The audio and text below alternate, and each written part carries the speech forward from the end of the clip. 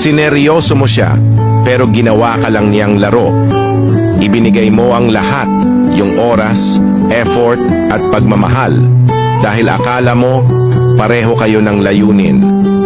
Pero para sa kanya, ang lahat ng iyon ay tila laro lang.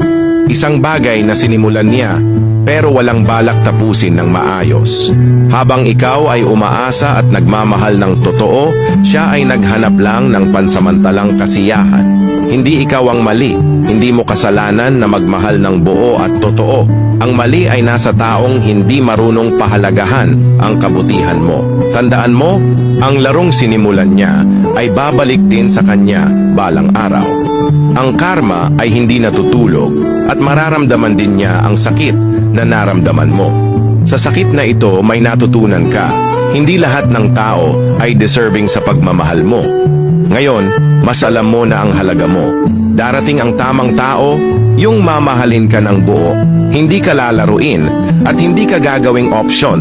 Sa dulo, ikaw pa rin ang panalo dahil natutunan mong magmahal ng mas tama at mas para sa sarili mo.